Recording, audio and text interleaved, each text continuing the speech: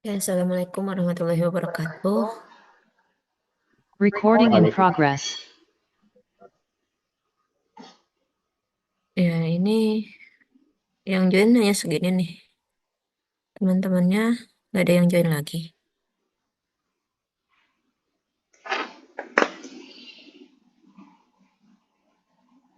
Hmm? Teman-temannya yang lain kemana?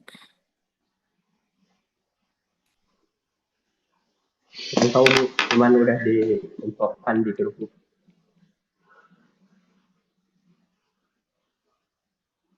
Ya, soalnya ini kan pertemuan terakhir kita ya. Jadi saya mau menjelaskan juga beberapa materi gitu ya. Jadi hari Sabtu itu kan kalian sudah apa UTS ya, ujian gitu. Jadi hari ini ada kesempatan kalian untuk eh, ya bertanya kalau ada pertanyaan gitu ya. Kan kemarin saya info bisanya hari apa gitu. Kirain tuh ini udah berdasarkan kesepakatan bersama gitu ya. Tapi ternyata yang join eh, tidak semua bisa join ya.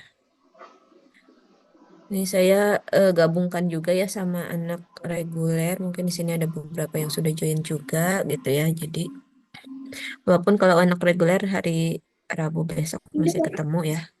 Tapi nggak apa-apa. Biar nanti pas Tapi kalau pertemuan pakai nasi terakhir berapa? tidak terlalu Sama banyak kayak materi yang disampaikan. Baik, ya saya mulai aja ya untuk materi yang akan disampaikan.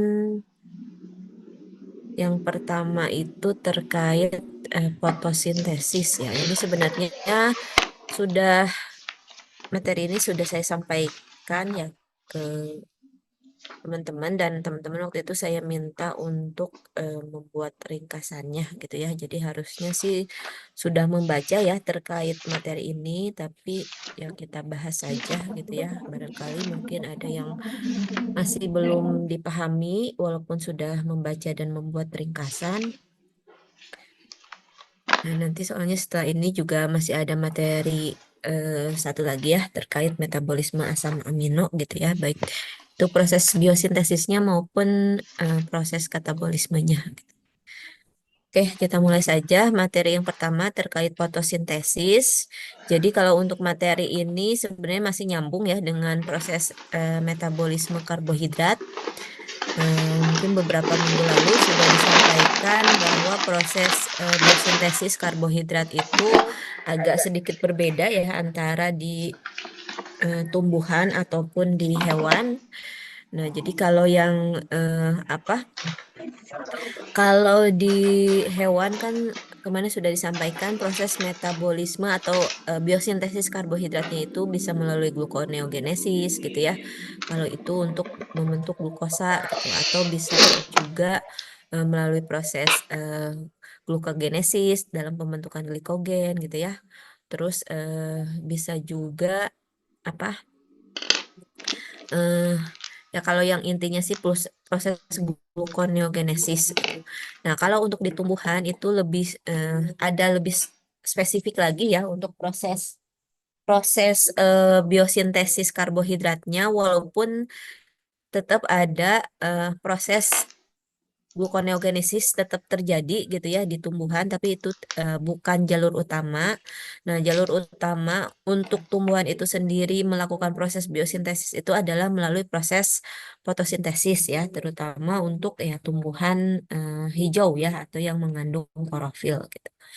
Jadi makanya di sini proses fotosintesis dibahas tersendiri gitu ya menjadi bahasan tersendiri karena ya ini juga banyak ya bahasannya karena agak sedikit berbeda juga eh, apa tidak semua jenis tumbuhan itu melakukan proses fotosintesis yang sama gitu ya. Itu tergantung dari jenis tumbuhannya gitu ya. Nanti di sini mungkin ya teman-teman juga sudah baca kemarin sudah membuat ringkasan ya. Jadi ada bedanya gitu ya antara tumbuhan eh, satu dengan yang lainnya tergantung dia jenis tumbuhan yang mana gitu ya. Nah, mungkin kalau untuk proses fotosintesis juga ya teman-teman sudah paham ya Mungkin ini juga sudah dipelajari semenjak ya di bangku sekolah dasar ya. Jadi sudah disampaikan bahwa fotosintesis itu adalah proses pembentukan gitu ya gula dari eh, karbon dioksida dan juga air gitu ya dengan bantuan zat hijau daun atau klorofil dan juga dengan adanya sinar matahari gitu ya. Ya ini mungkin kalau secara apa dasarnya seperti itu gitu ya. Pasti sudah tahu juga. Nah, kalau dibuat dalam suatu reaksi kimia, seperti yang sudah dijabarkan sebelumnya, bahwa proses fotosintesis itu bisa dijabarkan reaksinya seperti ini ya. Jadi ada CO2, H2O, terus dengan ada cahaya matahari dan klorofil membentuk eh, karbohidrat ya atau glukosa gitu ya di sini plus oksigen. Nah, untuk proses fotosintesis sendiri di tumbuhan itu karena tadi apa ada peran penting dari zat hijau daun ya atau klorofil. Jadi pasti fotosintesis ini terjadinya di daun gitu ya, bukan di akar gitu ya atau bukan di batang gitu ya, bukan di bunga atau yang lainnya gitu ya.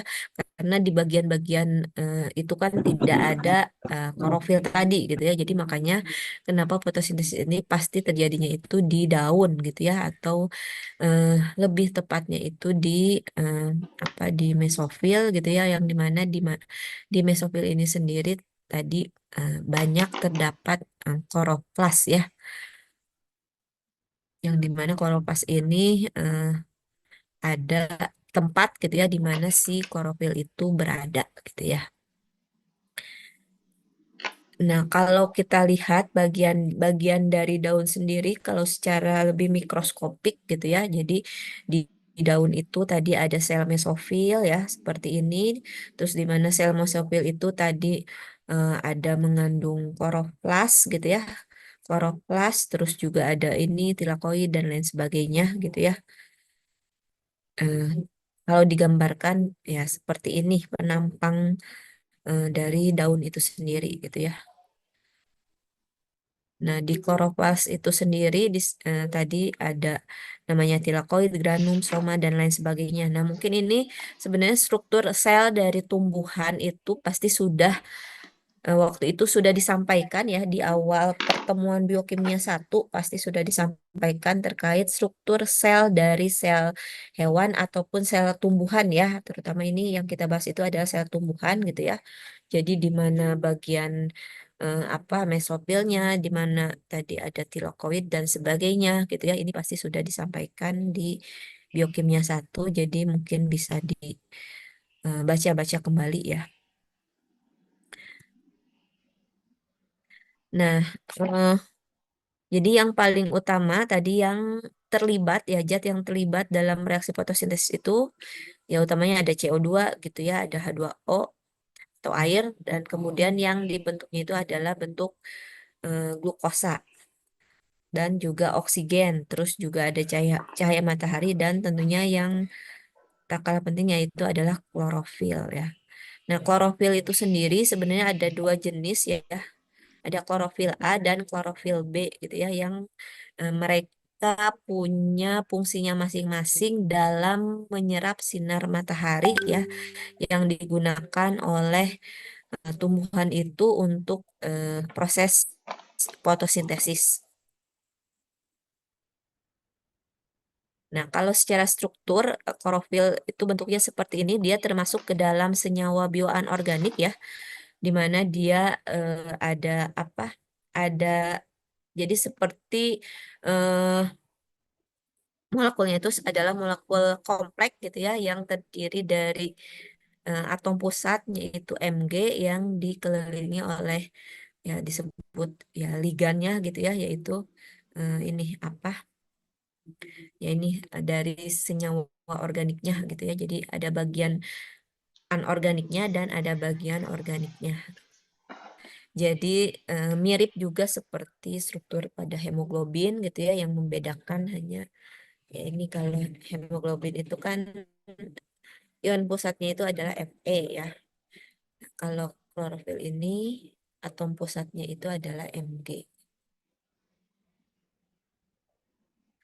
Nah, untuk mekanisme fotosintesis itu sendiri, tahapannya yang pertama itu adalah penangkapan gitu ya, atau penyerapan cahaya matahari oleh zat hijau daun gitu ya, tadi klorofil A dan klorofil B gitu ya, tergantung pada apa panjang gelombang dari sinarnya masing-masing ya. Nah, itu yang menentukan gitu ya, proses fotosintesis ini bisa terjadi atau tidak. Terus kemudian setelah itu tahapan berikutnya adalah tadi karena ada senyawa pertama itu adalah molekul air ya. Nah, di mana nanti setelah ada cahaya matahari yang diserap oleh klorofil, nah cahaya tersebut bisa memisahkan molekul air sehingga si molekul air ini akan melepaskan elektron ya berenergi tinggi dan juga menghasilkan oksigen. Jadi H2-nya H2O-nya itu dipecah gitu ya menjadi O2 plus O2 ya, O2 plus H plus gitu ya dan elektron gitu ya. Nah, kemudian elektron yang dilepaskan dari si molekul air ini eh, kemudian akan masuk ya ke Na NAD NAD plus ya atau NADP plus gitu ya sehingga akan terbentuk apa ATP dan juga NADPH gitu ya. Jadi elektron yang dihasilkan dari proses pelepasan H2O ini akan masuk ya ke NADP plus ya sehingga akan terbentuk NADPH dan juga eh, ATP gitu ya.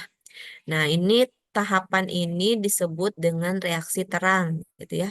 Terus kemudian setelah itu baru eh, ATP dan NADH yang dihasilkan dari reaksi terang ini akan digunakan ya oleh sistem gitu ya di dalam daun ya atau di dalam sel mesofil itu untuk melakukan proses fiksasi CO2 sehingga terbentuklah molekul atau senyawa karbohidrat ya atau C6H12O6 gitu ya atau bentuk yang lainnya tergantung dari kebutuhan dari si tumbuhan tersebut gitu ya apakah eh, glukosa, apakah sukrosa atau pati dan lain sebagainya gitu ya.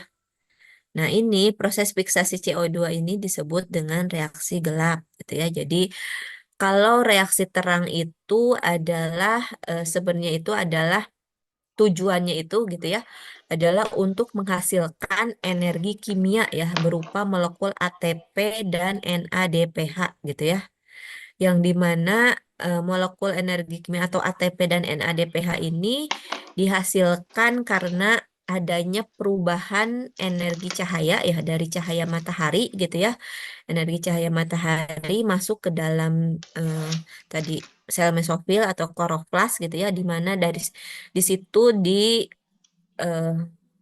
diproses gitu ya sehingga dirubahlah si energi cahaya itu menjadi bentuk energi kimia yang berupa ATP dan NADPH gitu ya. Jadi itu tujuan utama pada reaksi terang. Nah, kemudian energi kimia yang dihasilkan tersebut digunakan pada reaksi gelap untuk melakukan fiksasi CO2 sehingga terbentuklah karbohidrat gitu ya. Jadi pada reaksi gelap ini tujuannya itu adalah untuk menghasilkan karbohidratnya gitu ya. Di mana eh, dengan cara gitu ya menggunakan energi kimia yang sudah dihasilkan pada reaksi terang gitu ya. Jadi eh, itu ya secara eh, ringkas gitu ya. Eh, Fotosintesis itu ada dua tahapan reaksi gitu ya, reaksi terang dan reaksi gelap. Reaksi terang tadi untuk menghasilkan senyawa kimia, energi kimia ya bukan senyawa kimia, untuk menghasilkan energi kimia gitu ya, yang dimana energi yang kimia yang dihasilkan tersebut digunakan untuk merubah gitu ya si CO2 menjadi bentuk karbohidrat gitu ya. sehingga ya terbentuklah karbohidrat pada reaksi gelap ini. Nah, untuk reaksi terang sendiri disebut juga dengan istilah fotofosforilasi atau reaksi Hills ya. Jadi ini nama penemunya adalah Hills yang ditemukan pada tahun 1973. Jadi tadi adalah sebenarnya tujuannya itu tadi untuk menghasilkan energi kimia berupa ATP dan NADPH gitu ya. Yang dimana eh, proses ini adalah sebenarnya adalah proses fosforilasi ya atau pembentukan senyawa fosfor ya. Ini ATP itu kan ada adenosin trifosfat, ada senyawa fosfornya gitu ya. Terus ini NADPH juga eh, ada fosfornya ya ini apa ya ini P-nya itu fosfor ya. Kan kalau kemarin mungkin di sebelumnya itu kita kenalnya NADH gitu ya. Nah, kalau di sini NADPH kalau untuk eh, reaksi fotosintesis. Nah, selain itu juga ini makanya disebut fotofosforilasi ya. Nah, kemudian juga di sini kan tadi namanya reaksi terang atau fotofosforilasi ya. Eh, jadi tadi perubahan ya apa energi cahaya gitu ya menjadi senyawa eh, energi kimia ya, senyawa ATP gitu ya dan NADPH gitu ya yang merupakan senyawa fosfor gitu. Nah, selain itu juga di sini kenapa tadi akhirnya bisa menghasilkan ATP dan NADPH ya karena di sini eh, juga ada proses fotolisis ya atau pemecahan ya, pemecahan secara eh, penggunaan cahaya gitu ya. Di mana di sini terjadi proses pemecahan H2O gitu ya. Jadi H2O ini dengan adanya energi cahaya ya yang masuk ke dalam kloroplas gitu ya yang dimanfaatkan oleh klorofil. Nah, maka H2O ini dipecahlah oleh si energi cahaya tersebut atau disebut dengan reaksi fotolisis membentuk tadi elektron H+ plus dan O2. Nah, elektron dan H+ plus yang dihasilkan ini ya kemudian digunakan gitu ya oleh sistem di dalam kloroplas tersebut untuk menghasilkan ATP ya dan juga NADPH. Jadi makanya pada proses reaksi terang atau fosforilasi ini dihasilkan itu adalah oksigen ya O2, ATP dan NADPH. Nah, jadi ini reaksi totalnya ya untuk proses reaksi terang. Jadi 2H2O membentuk 2 NADPH plus 2H plus oksigen dan ATP gitu. Nah, kemudian kalau secara mekanisme ini bisa dilihat seperti ini ya. Tadi saya katakan kan klorofil itu ada dua jenis ya. Jadi ada klorofil A dan klorofil B ya. Nah, eh, di sini klorofil B itu ini yang A ya. Jadi klorofil B itu disebut juga fotosistem 2. Jadi dia yang menangkap cahaya matahari pada panjang gelombang 680 ya. Sedangkan fotosistem 1 dia menangkap energi matahari pada panjang gelombang P700 ya. Panjang gelombang 700 nanometer gitu ya. Jadi di sini secara mekanisme eh, yang bekerja pertama adalah fotosistem 2 ya. Dia menangkap cahaya matahari gitu ya. Terus di mana tadi H2O yang juga masuk gitu ya akan dipecah dengan adanya energi matahari ini. Tadi membentuk oksigen H+ plus dan elektron ya. Terus kemudian elektron eh, yang yang dihasilkan gitu ya, dia akan masuk ya ke sistem yang ada di kloroplas ini ya. Jadi di sini ada sitokrom kompleks, terus ada eh, apa eh, ini sitokrom gitu ya. Terus kemudian akan masuk di sini ya. Di sini terjadi aliran atau transport elektron. Ini mekanismenya sama seperti kalau di katabolisme karbohidrat itu adalah transport elektron ya atau transfer elektron gitu ya. Jadi di sini juga sama terjadi proses perpindahan elektron gitu ya. Sehingga akhirnya terakhir itu akan masuk ke atau akan digunakan oleh enzim NADP plus reduktase untuk menghasilkan molekul NADPH ya. Jadi makanya nanti di akhir pada proses reaksi terang ini adalah dihasilkan NADPH terus H plus dan juga oksigen gitu ya. Dan juga satu lagi yaitu eh, ATP di sini ya. Nah, terus kemudian selanjutnya, nah ini masih sama ya. Ini mekanismenya lebih lengkapnya seperti ini. Nah, selanjutnya baru terjadi proses reaksi gelap ya atau dikenal juga dengan nama fiksasi CO2.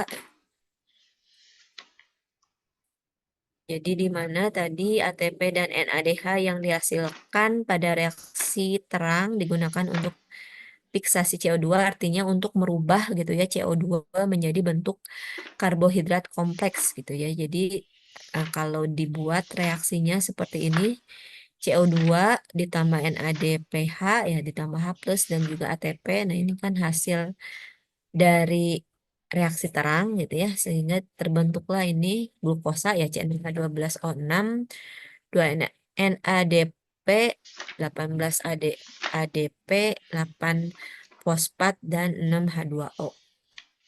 Nah, di sini yang terlibat dalam proses reaksi terang ini adalah enzimnya itu adalah eh, Rubisco ya atau PEP karboksilase. Nah, ini tergantung ya, nanti tergantung pada jenis tanamannya apa. Ada yang pakai Rubisco, ada yang PEP karboksilase. Ya, ini nanti akan disampaikan berikutnya. Ini tadi sama ya. Hmm, Ringkasnya seperti ini gitu ya dalam proses fotosintesis. Nah, ini. Jadi untuk reaksi gelap atau fiksasi CO2 ini itu ada perbedaan ya. Proses fiksasi CO2-nya itu tergantung pada jenis tanamannya atau jenis tumbuhannya gitu ya. Kalau tanaman C3 itu seperti tanaman kedelai, kacang tanah, kentang, hmm, dan lain-lain gitu ya. Nah, itu langsung ya. Jadi dia bisa langsung melakukan proses fiksasi CO2 dari lingkungan gitu ya. Nah, ini nanti yang berperannya itu adalah hanya enzim Rubisco ya. Jadi tanaman C3 itu adalah tanaman yang pada proses reaksi gelap atau fiksasi CO2-nya itu menghasilkan senyawa berkarbon 3 ya atau ya C-nya itu 3 gitu ya. Nah, sedangkan tanaman C4 itu nanti senyawa pertama hasil proses fiksasi CO2-nya itu tidak langsung menghasilkan senyawa C3 tapi menghasilkan senyawa C4. Itu contohnya itu adalah tanaman jagung, tebu, sorghum, dan amaranthus. Dan ada lagi yang jenis tanaman yang ketiga yaitu tanaman CAM ya atau Crassulacean acid metabolism. Nah, ini biasanya yang termasuk ke dalam jenis tanaman ini adalah tanaman yang tumbuh di eh, ini di apa? Di gurun ya, yaitu seperti tanaman kaktus. Nah, ini kita lihat perbedaannya ya. Untuk tanaman C3, untuk proses fiksasi CO2 atau reaksi gelapnya ya, itu dikenal dengan nama siklus Kelvin-Benson ya. Nah, di mana seperti yang sudah saya sampaikan bahwa untuk tanaman C3 ini senyawa pertama yang dihasilkan dari proses reaksi gelapnya itu adalah senyawa dengan atom C-nya itu berjumlah 3 yaitu PGA ya atau phosphoglyceric acid. Nah, di mana PGA ini dihasilkan dari proses perubahan atau fiksasi ya, fiksasi CO2 dibantu atau dia bereaksi ya dengan RUBP atau ribosa monoposfat dengan bantuan tadi Rubisco tadi atau RUBP karboksilase ya. Maka dihasilkanlah tadi fosfoglyceric acid ya atau PGA gitu ya. Tadi enzim yang berperannya itu Rubisco ya atau ribosa monoposfat karboksilase gitu ya atau disingkat jadi Rubisco. Nah, di mana enzim Rubisco ini dia bisa dihambat secara kompetitif oleh oksigen ya sehingga jika oksigen meningkat maka proses fotosintesis itu menjadi menurun gitu ya. Eh, Terus kemudian titik kompensasi CO2-nya tinggi. Jadi kalau misalnya ya CO2 eh, di lingkungannya tinggi gitu ya, ya maka proses fotosintesisnya juga eh, akan akan berlangsung tinggi gitu ya atau menghasilkan si karbohidratnya juga banyak gitu ya. Terus kemudian fotorespirasi tinggi. Jadi prosesnya ini untuk tanaman C3 ini ya tergantung pada cahaya gitu ya. Jadi dia ya makanya harus proses fotosintesisnya itu akan terjadi kalau misalnya dia cukup terkena energi matahari ya atau cahaya matahari gitu ya. Terus kemudian proses klorofilnya ini ada pada sel mesofil ya. Terus kemudian tidak mengandung sel bundle seed. Nah, biasanya kenapa ini sel bundle seed ini menjadi penting? Nah, ini biasanya mereka adanya nanti di tumbuhan C4 dan CAM gitu ya, karena proses reaksi gelapnya agak sedikit berbeda dibandingkan tanaman C3 ini. Nah, sebagian besar gitu ya, eh, proses fotosintesis kalau dia tadi energi matahari atau ya yang biasa tumbuh di daerah tropis gitu ya. Nah, dia berarti masuknya ke tanaman C3 gitu ya. Jadi ya kalau tanaman C3 ini tidak terlalu rumit ya proses pembentukan karbohidratnya gitu ya. Jadi setelah melakukan proses atau reaksi terang gitu ya, maka langsung masuk ke reaksi gelap gitu ya, di mana tadi si ATP, NADPH yang dihasilkan dari reaksi terang langsung digunakan oleh si tumbuhan C3 ini untuk dia bisa membentuk awalnya itu PGA gitu ya. Nanti baru PGA ini akan diproses lebih lanjut untuk menghasilkan karbohidrat gitu ya. Nah, seperti apa proses pembentukan karbohidratnya? Jadi proses pembentukan karbohidrat atau siklus Kelvinnya itu ada 3 tahapan ya. Jadi yang pertama ya tentunya fiksasi karbon, terus proses reduksi CO2 dan regenerasi Rubisco ya. Regenerasi ini RUBP atau ribulasa bifosfat ya. Jadi di sini tadi setelah melalui proses reaksi terang gitu ya menghasilkan NADPH dan juga ATP ya. Nah, maka NADPH dan ATP ini akan masuk ya ke tadi sel mesofil gitu ya akan masuk ke sel mesofil terus juga CO2 dari lingkungan juga akan masuk gitu ya ke sel mesofil gitu ya. Terus kemudian si CO2 ini nanti akan bertemu dengan enzim Rubisco ya atau eh, bifosfat karboksilase ya. Maka di sini terjadi proses fiksasi karbon. Nah, senyawa yang pertama yang dihasilkan tadi kan berupa fosfoglyceric acid ya atau di sini 3 fosfogliserat ini sama aja ya. Jadi menghasilkan 3 fosfogliserat. Nah, kemudian 3 fosfogliserat ini akan bereaksi ya atau ditambah dengan ATP gitu ya yang tadi dihasilkan dari proses reaksi terang. Jadi akan bereaksi dengan ATP menghasilkan ADP dan juga menghasilkan 1,3 bifosfogliserat gitu ya. Jadi di sini ada penambahan satu gugus fosfat ya di C pertama ya. Kan awalnya di C hanya di C ketiga gitu ya. Nah, kemudian setelah bereaksi dengan ATP maka akan masuk gitu ya fosfat di sini di C pertama sehingga terbentuklah 1,3 bifosfoglisrat. Jadi C pertama dan C ketiganya itu mengandung gugus fosfat. Nah, kemudian 1,3 bifosfoglisrat akan bereaksi lagi dengan NADPH ya. NADPH hasil dari reaksi terang gitu ya.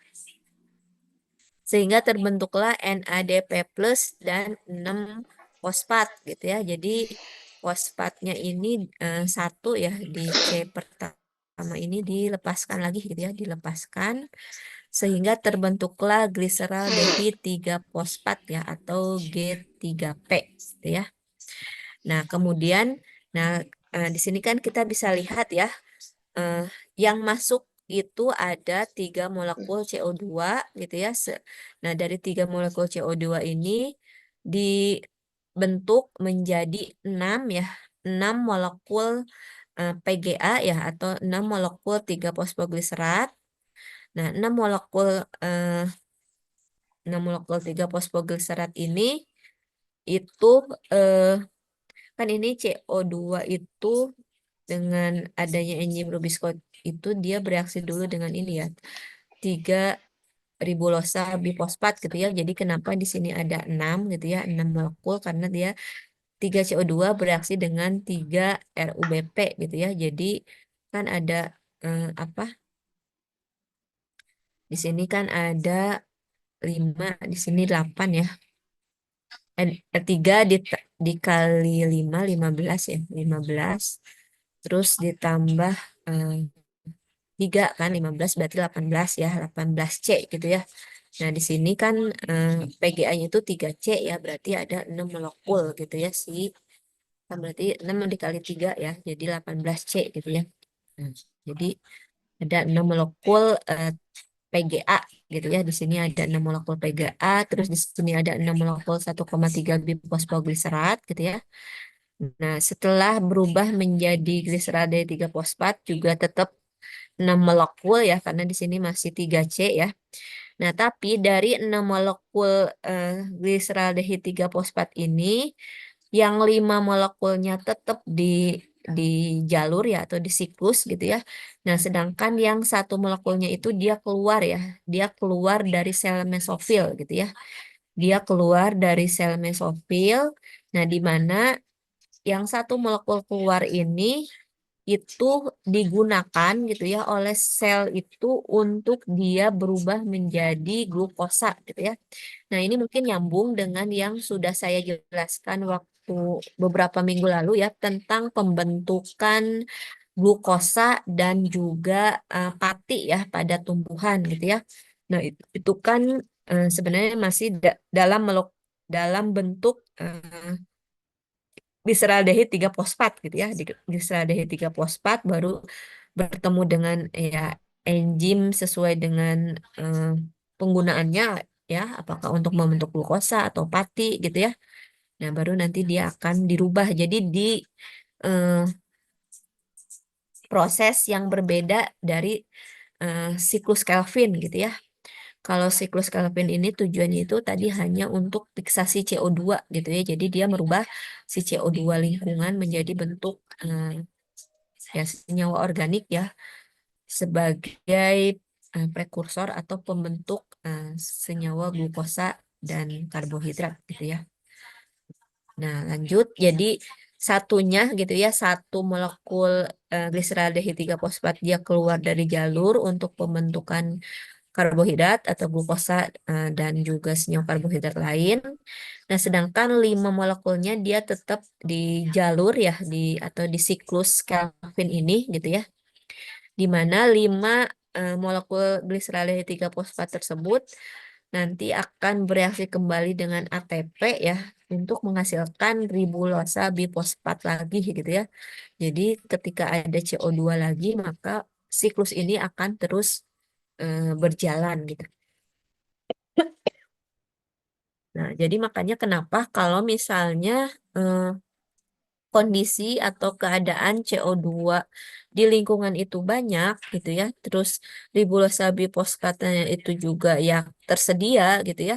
Nah, maka proses pembentukan atau proses siklus Kelvin ini akan terus terjadi ya, atau akan terus berlangsung gitu ya untuk tadi menghasilkan glyceraldehyde 3 fosfat sebagai senyawa yang digunakan untuk pembentukan glukosa dan karbohidrat jenis lainnya gitu ya. Nah, terus nah kalau ini mah ini ya apa penjelasan secara lengkapnya. Nah, jadi itu kalau untuk tanaman C3 seperti itu gitu ya. Jadi dari eh, reaksi terang langsung masuk ke reaksi gelapnya berupa siklus Kelvin ya, yang tujuannya untuk fiksasi CO2 menghasilkan gliseraldehyde 3 fosfat yang digunakan untuk pembentukan glukosa dan senyawa karbohidrat lainnya gitu ya. Jadi sederhana. Jadi makanya ini proses ini hanya terjadi tadi di sel mesofil ya. Jadi proses siklus Kelvinnya ini terjadi di sel mesofil. Nah, sedangkan kalau pada tanaman C4 ya, ini agak sedikit rumit ya dibandingkan tanaman C3 karena di sini pada tanaman C4 itu ada dua dalam pembentukan eh, glukosanya gitu ya sebelum dia membentuk glukosa itu ada dua tahapan gitu ya. Jadi selain siklus Kelvin, dia juga ada siklus Hertzsprung gitu ya. Jadi ada dua siklus yang terjadi gitu ya pada tanaman C4. Nah, kenapa disebut tanaman C4? Itu ya eh, sama ya seperti tanaman C3 gitu ya. Kalau pada tanaman C3, senyawa pertamanya itu adalah senyawa yang mengandung atom C berjumlah 3. Nah, kalau pada tanaman C4, senyawa pertama yang dihasilkannya itu adalah senyawa dengan jumlah atom karbonnya itu 4, yaitu eh, ini oksaloasetat ya, atau asam aspartat atau asam malat ya. Nah, di mana asam oksaloasetat ini dihasilkan dari reaksi fosfoenol piruvat ditambah dengan CO2 ya. Dengan bantuan PEP karboksilase maka dihasilkanlah asam oksaloasetat. Jadi di sini apa enzim PEP karboksilase ini dia punya afinitas ya atau kekuatan yang sangat besar terhadap CO2 dan tidak tergantung pada konsentrasi oksigen. Jadi di sini kalau tadi kan kalau Rubisco itu dia itu tergantung pada oksigen ya. Nah, kalau PEP karboksilase ini tidak tergantung pada eh, oksigen gitu ya. Terus titik kompensasi CO2-nya rendah, kalau yang C3 kan tinggi ya. Nah, di sini mm, proses reaksi gelapnya ya, reaksi gelapnya gitu ya. Dimulai dari proses fiksasi CO2 itu sama seperti tadi eh, pada tanaman C3 gitu ya. Jadi fiksasi CO2 terjadi di sel mesofil itu untuk menghasilkan asam oksaloasetat ini gitu ya. Nah, ini terjadi di sel mesofil baru em, senyawa oksaloasetat yang dihasilkan ditransport ya atau dipindahkan ke sel bundle seed.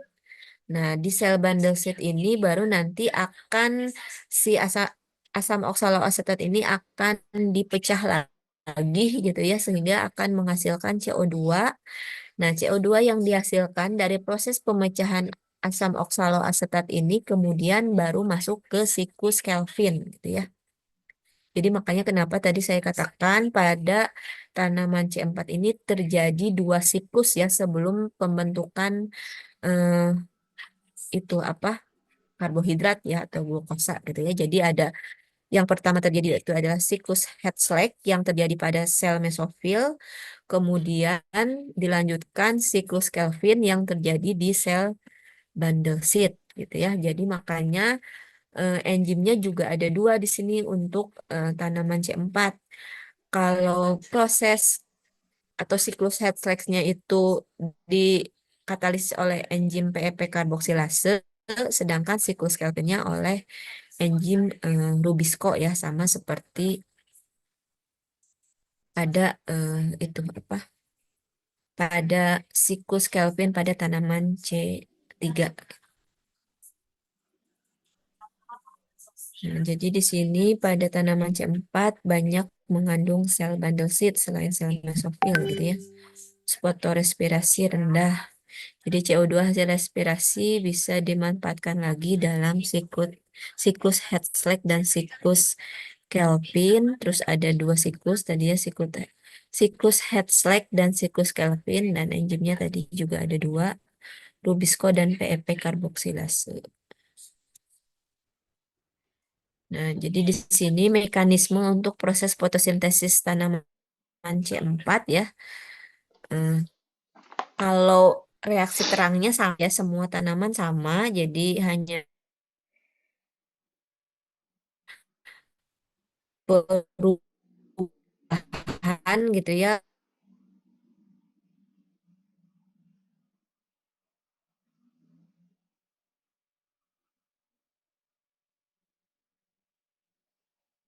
gelapnya gitu ya. C3 tadi langsung reaksi gelapnya itu melalui proses atau siklus Kelvin gitu ya. Sedangkan pada tanaman C4 bisa kita lihat di sini jadi CO2 yang berasal dari lingkungan gitu ya, dia tetap masuk ke sel mesofil. Ini sama seperti yang terjadi pada tanaman C3 ya. Nah, tapi yang membedakannya itu reaksi yang terjadinya gitu ya. Kalau pada tanaman C3 kan tadi langsung dirubah menjadi PGA ya atau phosphoglyceric acid. Sedangkan kalau eh, pada tanaman C4, jadi si CO2 yang masuk ini dirubah menjadi bentuk oksaloasetat gitu ya. Di mana CO2 ini akan bereaksi dengan fosfoenol piruvat ya, ini fosfoenol piruvat. Nah, terus kemudian dihasilkanlah oksaloasetat gitu ya. Nah, oksaloasetat yang dihasilkan kemudian di sini sebenarnya dirubah menjadi asam malat ya, asam malat gitu ya. Oke, di sini yang lebih ini. Jadi di sini oksaloasetat yang dihasilkan dirubah menjadi asam malat. Nah, asam malat yang dihasilkan di sini kemudian akan dipindahkan ya dari sel mesofil itu ke sel bundle seed ya, akan dipindahkan gitu ya. Jadi masuk ke membran ya, malat ini masuk ke membran bundle seed gitu ya, masih sebagai malat. Nah, kemudian malat ini akan dipecah ya atau didegradasi menjadi bentuk CO2 dan juga asam piruvat ya. Nah, asam piruvat yang dihasilkan akan dikeluarkan keluar ya, keluar membran gitu ya, akan masuk lagi ke sel mesofil. Nanti piruvat ini kemudian akan dirubah lagi menjadi fosfoenol piruvat gitu ya. Jadi kalau ada CO2 lagi yang masuk, maka akan dihasilkan lagi oksaloasetat. Seterusnya seperti itu gitu ya. Nah, sedangkan CO2 yang dihasilkan dari proses degradasi malat menjadi piruvat, nah CO2 ini akan masuk ke ini ke apa? Ke ya ke siklus berikutnya gitu ya. Kalau yang ini siklus pertama itu kan tadi siklus Hertzsprung ya. Nah, sedangkan siklus yang kedua ini adalah siklus Kelvinnya gitu ya. Jadi CO2 yang dihasilkan dari siklus Hertzsprung ini kemudian akan bereaksi dengan ribulosa bifosfat ya. Jadi menghasilkan tadi apa PGA lagi gitu ya atau phosphoglycerate acid gitu ya. Kemudian ya berjalan seperti siklus Kelvin yang terjadi pada eh, tanaman C3 gitu ya. Jadi tahapan siklus Kelvinnya sama seperti pada tanaman C3. Jadi yang membedakan itu eh, ini ada dua siklus ya. Jadi sebelum siklus Kelvin ada siklus Hertzsprung-nya dulu gitu ya. Jadi di mana fiksasi CO2-nya itu terjadi pada siklus siklus pertama yaitu siklus Hertzsprung gitu ya. Baru CO2 hasil degradasi yang masuk ke siklus Kelvin. Jadi siklus Kelvin yang terjadi pada tanaman C4 itu bukan CO2 dari lingkungan gitu ya, tapi CO2 yang dihasilkan dari proses pendegradasian malat yang menjadi pirupat gitu ya. Jadi untuk tanaman C4 itu tidak bisa langsung melakukan fiksasi CO2 dari lingkungan gitu ya. Jadi dia harus dirubah dulu menjadi bentuk senyawa lain ya, senyawa yang berkarbon 4 gitu ya, yaitu oksaloasetat. Jadi itu bedanya antara tanaman C3 dan tanaman C4.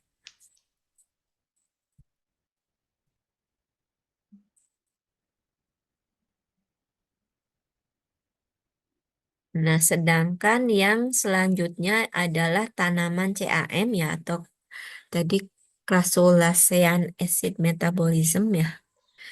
Nah, ini sebenarnya kalau untuk tanaman C, CAM ini ya mirip seperti pada tanaman C4 gitu ya. Jadi dia juga apa ada dua siklus gitu ya. Jadi proses atau reaksi gelap yang terjadi pada eh, tanaman CAM itu terjadi dalam dua siklus juga, yaitu siklus Hertzsprung dan juga siklus Kelvin. Jadi pada tanaman CAM juga dia punya dua enzim yang berperan ya, yaitu PEP karboksilase dan RUBP karboksilase atau Rubisco gitu ya. Nah, yang membedakan itu adalah kalau tadi kan kalau pada tanaman C4 siklus Hertzsprung dan siklus Kelvin itu terjadi pada ruang atau ya bagian atau tempat yang berbeda gitu ya. Siklus Hertzsprung-nya itu terjadi pada mesofil, Kelvin itu terjadi pada bundle seed gitu ya. Nah, sedangkan kalau pada tanaman CAM dia tidak punya sel bundle seed gitu ya. Dia hanya punya sel mesofil sama seperti pada tanaman C3 gitu ya. Dia juga tidak punya sel bundle seed gitu ya. Makanya proses siklus Hertzsprung dan Kelvinnya ini terjadinya itu pada waktu yang berbeda gitu ya.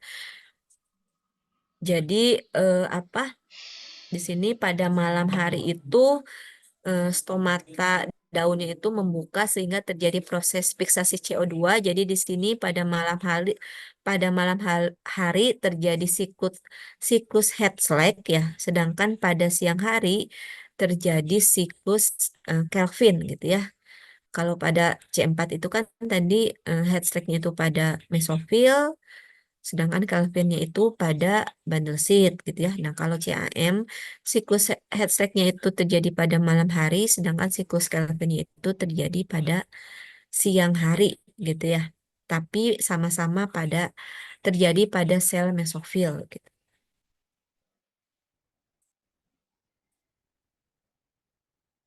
Nah, jadi kalau kita lihat di sini ya proses yang terjadinya di sini pada apa? Pada saat malam hari ya di sini pada saat malam hari tadi stomata membuka ya.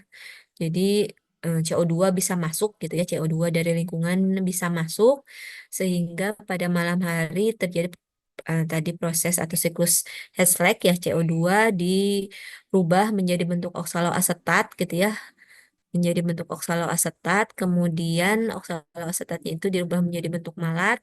Nah, nanti malat akan masuk ke pakuola ya, pakuola gitu ya, disimpan gitu ya di dalam pakuola. Nah, nanti pada siang hari si pakuolanya itu membuka gitu ya, dia akan mengalirkan ya si asam malat yang dihasilkan pada malam hari itu gitu ya untuk keluar dari pakuola ini sehingga nanti akan dipecah ya menjadi asam piruvat dan CO2. Nah, kemudian CO2 yang dihasilkan gitu ya akan masuk ke dalam siklus Kelvin ya, seperti eh, ya pada siklus Kelvin seperti yang terjadi pada tanaman C3 dan C4 gitu ya. Ya karena di sini CO2 yang dari luar tidak bisa masuk gitu ya, otomatis siklus head slack tidak terjadi gitu ya. Maka yang terjadi itu adalah hanya siklus Kelvinnya gitu ya. Nah, jadi itu ya yang membedakan antara C3, C4 dan CAM gitu.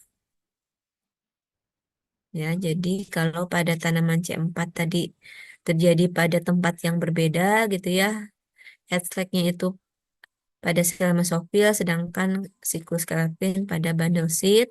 Sedangkan kalau pada tanaman CAM, siklus head slack-nya pada malam hari, sedangkan siklus Kelvin-nya itu pada siang hari gitu ya. Nah, ini contohnya kalau CAM ini contohnya ini apa? Tebu ya.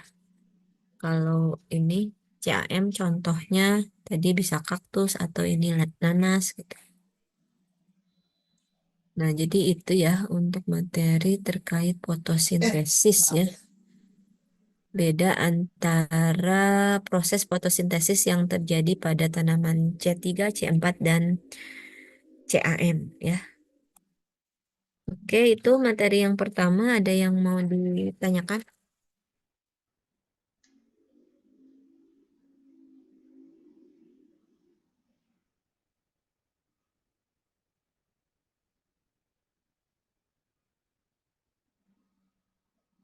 Ada yang bertanya? Belum ada Ibu. Oke, kalau belum kita lanjutkan ke materi berikutnya ya.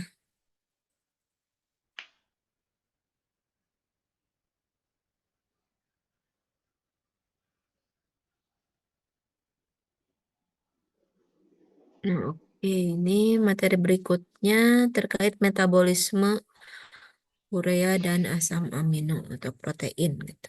Jadi ini saya satukan ya antara proses biosintesis dan juga katabolismenya.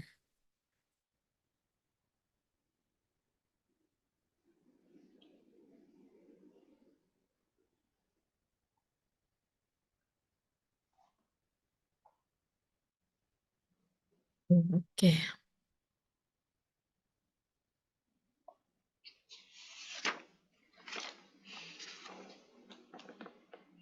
Oke, jadi kita bahas dulu terkait proses katabolismenya ya, proses katabolisme asam amino. Ya, asam amino itu kan ya merupakan monomer dari protein ya. Jadi tentunya dalam proses katabolisme asam amino yang dimulai pertama kali itu adalah proses pencernaan protein dulu gitu ya. Jadi protein apa dicerna gitu ya atau dipecah gitu ya menjadi molekul paling sederhananya berupa asam amino. Jadi apa?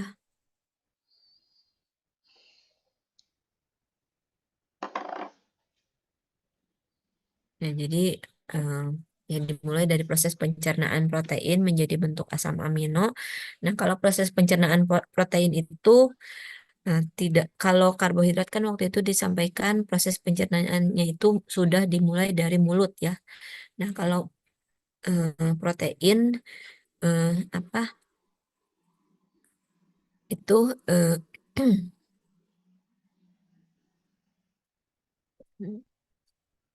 ya dimulainya ini ya di sini ya di apa?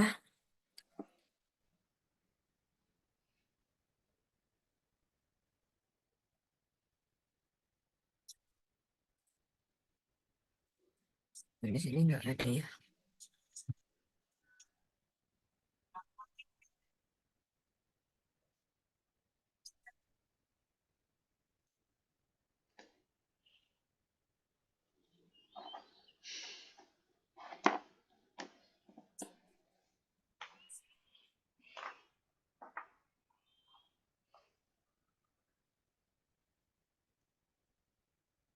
Ya, jadi proses katabolisme asam amino tadi dimulai dari proses pencernaan protein dulu ya oleh apa enzim-enzim pemecah protein ya, yaitu ada pepton gitu ya, terus juga eh, peptidase gitu ya, sehingga nanti akhirnya protein itu akan berubah gitu ya, kan protein itu suatu polimer yang kemudian setelah proses pencernaan akan dihasilkan ya bagian-bagian terkecilnya berupa monomer, yaitu berupa asam amino. Nah, baru setelah itu asam amino ini akan diproses katabolisme lebih lanjut gitu ya, menjadi bentuk ya sederhana dari si asam amino tersebut.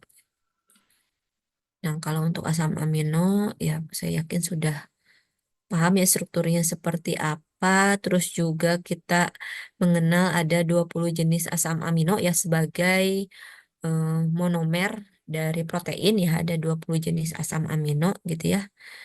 Nah, itu mungkin sudah disampaikan waktu di biokimia 1.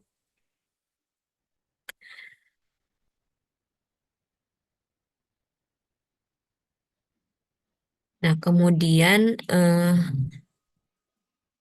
waktu itu juga sudah disampaikan ya pada proses metabolisme karbohidrat bahwa ada hubungan ya antara metabolisme asam amino atau protein dengan metabolisme karbohidrat gitu ya. Jadi eh, protein itu kan atau asam amino itu bukan senyawa utama dalam pembentuk energi ya atau sumber energi gitu ya. Tapi pada saat tertentu kalau misalnya protein gitu ya atau asam amino dalam tubuh itu banyak gitu ya, terus kita tidak menggunakan si protein itu untuk pembentukan jaringan dan lain sebagainya gitu ya, maka si protein atau asam amino itu ada kalanya bisa juga untuk eh, digunakan untuk mensintesis karbohidrat atau gula ya atau glukosa gitu ya, agar ya kadar glukosa dalam darah kita tetap normal, yaitu misalnya dengan melalui proses gluconeogenesis gitu ya. Karena makanya waktu itu juga sudah disampaikan kan kalau asam amino itu ada namanya atau yang termasuk ke dalam asam amino glukogenik gitu ya, yaitu asam amino yang bisa digunakan atau dirubah menjadi bentuk glukosa gitu ya. Nah, itu tapi itu pada kondisi tertentu saja gitu ya. Karena sekali lagi protein atau asam amino itu berbeda dengan karbohidrat gitu ya yang bisa disimpan ya atau disimpan sebagai cadangan gitu ya. Nah, kalau protein kalau atau asam amino ini kalau berlebih di dalam tubuh itu tidak bisa disimpan gitu ya, tapi dia dipecah ya menjadi ya bagian paling sederhana gitu ya dari asam amino tersebut, kemudian ya dikeluarkan eh, dari tubuh gitu ya. Nah, jadi eh, apa asam amino ini di dalam tubuh gitu ya, itu bisa dihasilkan dari tadi misalnya ketika kita mengkonsumsi mengkonsumsi ya atau makan gitu ya, makan protein yang masuk ke dalam proses pencernaan gitu ya, atau bisa juga asam amino di dalam tubuh itu adalah hasil dari degradasi dari protein tubuh gitu ya. Jadi misalnya sel-sel yang sudah tua gitu ya, terus kan dia didegradasi ya. Nah, itu kan sebagian besar itu protein gitu ya. Nah, itu kemudian protein itu misalnya enzim gitu ya sudah ya sudah tua gitu ya, maka akan dipecah ya menjadi molekul yang sederhananya itu menjadi asam amino gitu ya. Nah, makanya asam amino yang ada di dalam tubuh itu bisa berasal dari proses pencernaan protein yang kita konsumsi atau bisa juga dari degradasi dari protein protein yang ada di dalam tubuh gitu ya. Bisa itu dari sel yang sudah tua atau dari enzim gitu, ada dari hormon dan lain sebagainya gitu ya. Nah, di mana asam amino ini di dalam tubuh itu eh, tidak bisa disimpan gitu ya, tapi dia akan dirubah kembali menjadi bentuk senyawa lain gitu ya. Jadi asam amino ini hasil degradasi gitu ya, itu akan bisa dirubah menjadi bentuk misalnya koenzim, fosfolipid, atau ini neurotransmitter, purin, pirimidin, dan lain sebagainya gitu ya. Atau dirubah menjadi asam amino non esensial gitu ya, yang emang bisa disintesis di dalam tubuh gitu. Nah, tapi kalau apa? Kalau pembentukan senyawa-senyawa itu sudah terpenuhi gitu ya, terus sedangkan asam amino di dalam tubuh kita masih banyak gitu. Nah, maka asam amino ini tidak bisa disimpan, tapi dia langsung akan didegradasi ya, akan degradasi menjadi bentuk eh, menjadi menjadi dua bagian utama gitu ya, yaitu bagian kerangka karbon dan juga bagian nitrogennya gitu ya. Nah, jadi kerangka karbonnya itu yang akan masuk ke siklus asam sitrat gitu ya. Sedangkan nitrogennya itu nanti akan dipecah, eh, kan dia nitrogennya itu sebagai amonia ya, sebagai NH3 gitu ya. Nah, tapi NH3 itu bagi tubuh ya, bagi manusia gitu ya, itu racun. Jadi makanya dia tidak bisa langsung dikeluarkan dalam bentuk amonia gitu ya. Jadi makanya nanti si NH3 hasil degradasi ini akan masuk ke siklus urea gitu ya. Jadi NH3-nya ini akan dirubah menjadi bentuk senyawa urea, baru senyawa ureanya ini yang akan dikeluarkan dari tubuh gitu ya, melalui ya urin gitu ya. Nah, sedangkan tadi kerangka karbonnya itu akan masuk ke siklus asam sitrat gitu ya. Akan masuk ke siklus asam sitrat. Nah, kalau udah masuk ke siklus asam sitrat, tadi kalau misalnya kebutuhan glukosa kita lagi kurang gitu ya, ya makanya nanti dari siklus asam sitrat itu akan dirubah menjadi asam piruvat dan kemudian akan dirubah menjadi bentuk glukosa melalui jalur gluconeogenesis gitu ya. Atau kalau misalnya glukosa oke masih normal gitu ya. Nah, sedangkan misalnya kebutuhan produksi eh, lipid gitu ya atau asam lemak dalam tubuhnya kurang gitu ya. Jadi makanya nanti eh, si si asam amino itu akan dirubah menjadi bentuk asetil-CoA, kemudian dirubah menjadi bentuk asam lemak gitu ya. Nah, seperti itu. Jadi ada kaitannya gitu ya antara metabolisme asam lemak dengan metabolisme karbohidrat ya dalam pembentukan glukosa gitu ya melalui gluconeogenesis dan juga metabolisme atau biosintesis asam lemak atau lemak gitu ya melalui pembentukan ini asetil CoA.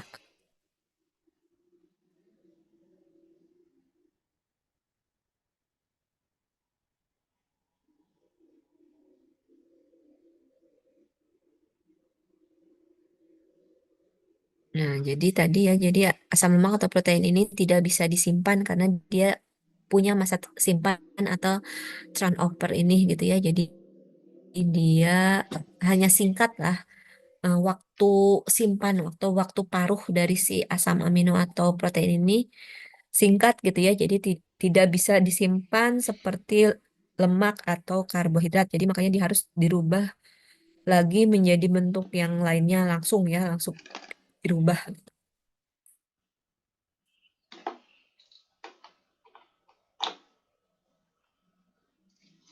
Itu ya. Nah, jadi dari asam lemak ya, dari asam lemak itu asam lemak salah. Asam amino ya, asam amino kalau misalnya tadi sudah mencukupi gitu ya kebutuhan untuk pembentukan eh, asam amino non esensialnya untuk pembentukan hormon, untuk pembentukan protein lain gitu ya yang dibutuhkan oleh tubuh, maka sisa dari asam amino ini akan didegradasi lebih lanjut ya eh, dengan menghasilkan dua kerangka ya. Yang pertama itu kerangka karbon yang akan masuk ke siklus asam sitrat dan juga akan menghasilkan senyawa nitrogen yaitu amonia gitu ya. Nah, tapi karena amonia ini tidak bisa langsung dikeluarkan gitu ya oleh tubuh, maka si amonia ini harus dirubah ya menjadi bentuk senyawa yang tidak beracun ya, yaitu berupa urea.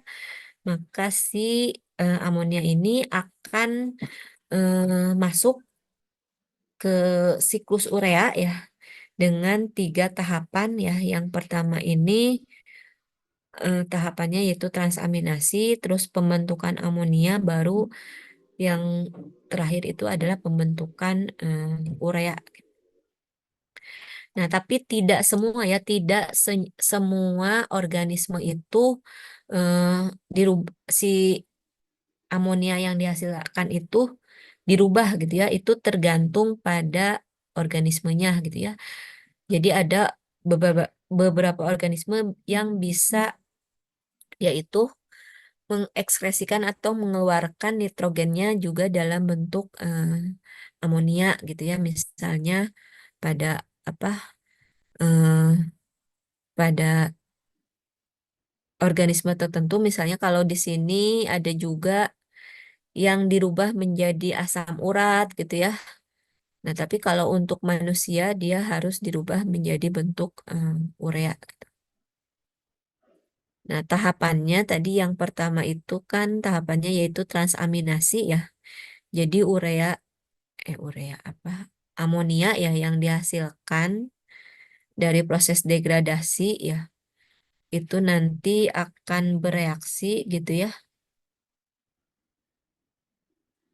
Jadi di sini asam amino ya, asam amino itu akan bereaksi dengan alfa ketoglutarat melalui proses transaminasi ya, akan menghasilkan alfa keto acid dan asam glutamat ya. Nah, asam glutamat ini kemudian akan melalui proses deaminasi oksidatif ya, di mana nanti asam glutamat ini akan menghasilkan amonia. Nah, amonia yang dihasilkan baru akan bereaksi dengan CO2 melalui siklus urea gitu ya, sehingga akan menghasilkan urea. Jadi ini secara garis besar proses eh, siklus ureanya seperti ini ya, dari mulai awalnya itu berupa asam amino gitu.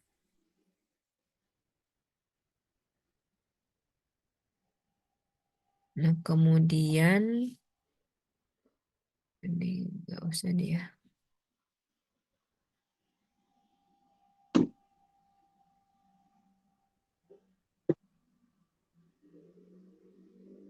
Ini udah tadi.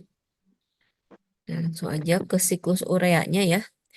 Jadi NH3 yang dihasilkan dari proses deaminasi oksidatif gitu ya akan masuk ke sitoplasma ya, atau si amonia ini akan ada di sitoplasma atau sitosol gitu ya.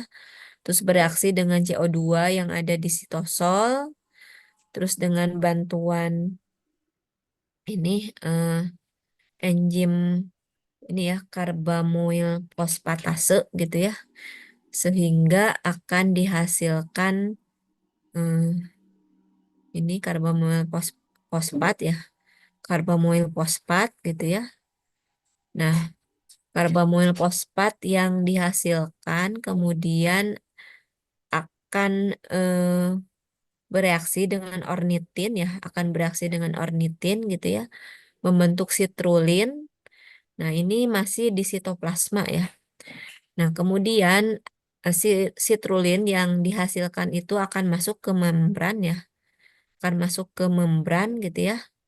Terus kemudian eh, ya tetap sebagai sitrulin ya, sitrulinnya ini kemudian akan bereaksi dengan aspartat ya, membentuk ini argininosuksinat, terus menghasilkan fumarat dan arginin. Nah, argininnya itu, nah kemudian akan dipecah menjadi urea dan juga ornitin gitu ya. Nah, ornitin yang dihasilkan kemudian keluar membran lagi akan bereaksi lagi gitu ya dengan karbamil fosfat yang dihasilkan dari ini CO2 dan NH3 ya atau amonia gitu ya. Nah, jadi ureanya ini dihasilkan dari proses degradasi arginin dengan ornitin gitu ya. Jadi urea yang dihasilkan di sini kemudian bisa eh, ya dikeluarkan ya oleh tubuh melalui urin gitu ya. Jadi ini akan masuk ke urin ya atau ke ginjal gitu. Nah, ini enzim-enzim yang terlibatnya ya. Jadi ada karbamil fosfat sintase itu untuk pembentukan karbamil fosfat gitu ya. Terus ada ornitin transkarbamoilase ini untuk pembentukan ini sitrulin. Terus ada argininosuccinate acid sintase ini untuk pembentukan ini arginin suksinat. Terus ada enzim argininosuksinase ini untuk pemecahan arginosuksinat menjadi arginin dan fumarat. Terus kemudian ada ini arginase untuk pemecahan arginin menjadi urea dan ornitin ya. Nah, jadi di sini dihasilkanlah urea gitu ya. Nah, ini proses ini eh, harus terjadi ya di tubuh manusia gitu ya. Karena kalau ini tidak terjadi siklus ini, maka ya kita akan keracunan NH3 ya yang dihasilkan dari proses degradasi asam amino gitu ya.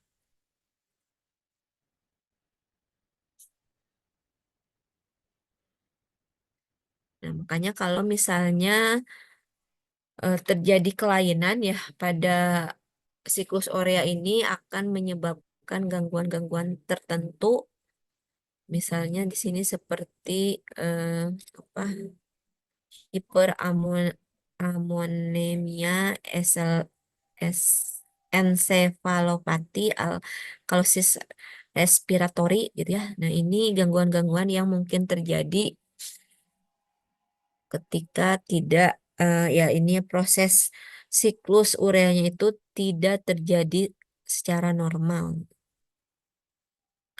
Nah, biasanya nanti akan eh, kalau misalnya ada gangguan ya pada proses metabolisme eh, ureanya ini, maka salah satu indikasinya itu mengalami kadar amonia dalam darahnya itu tinggi. Maka dia harus melakukan ini hemodialisis.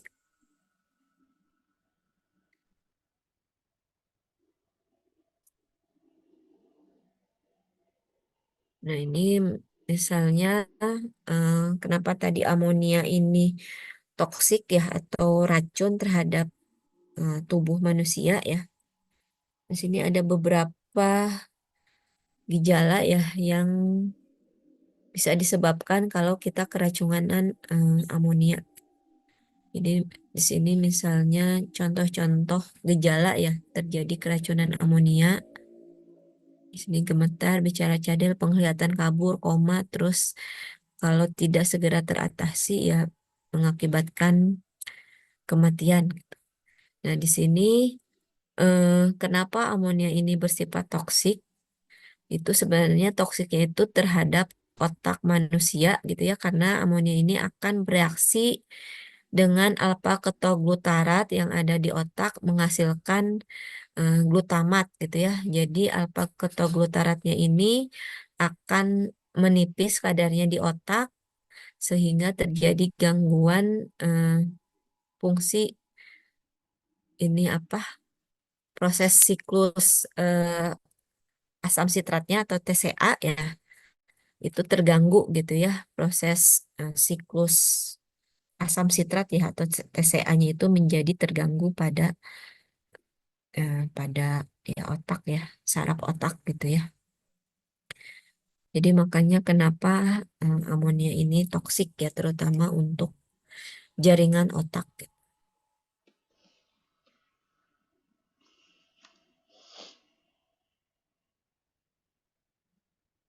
Nah, jadi kalau misalnya terjadi penumpukan kadar amonia pada otak gitu ya, itu bisa menyebabkan hiperamonemia.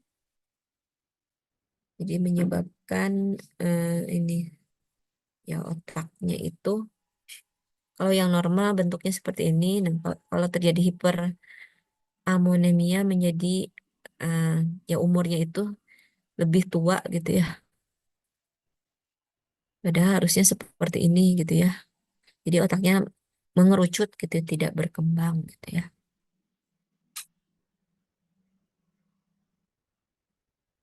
Nah, ini yang lain-lainnya ya, toksisitas amonia pada otak.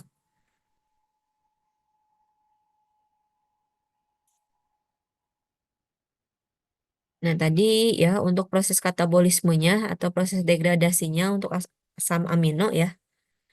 Jadi intinya asam amino itu tadi tidak bisa disimpan di dalam tubuh.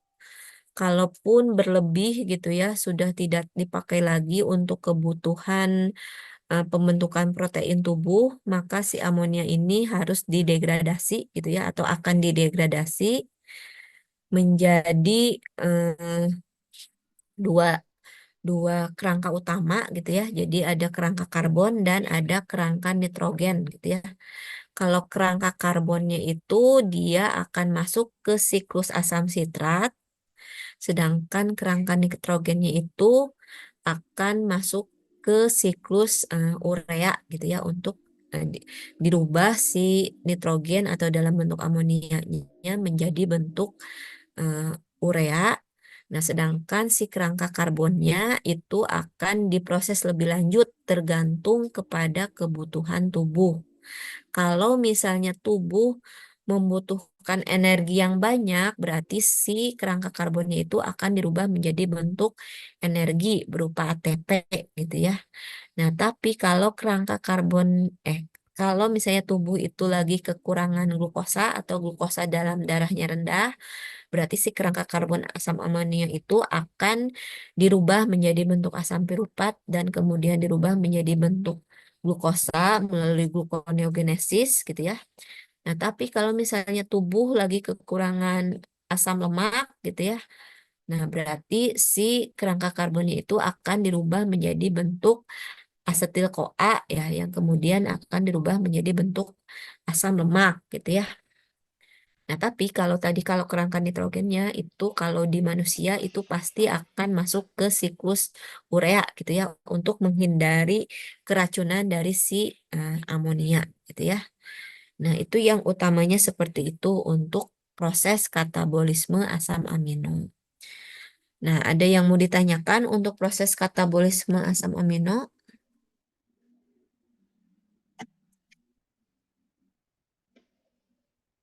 Belum ada, Bu. Oke, kalau tidak ada kita lanjut ke ini ya, ke proses biosintesis ya, biosintesis asam amino.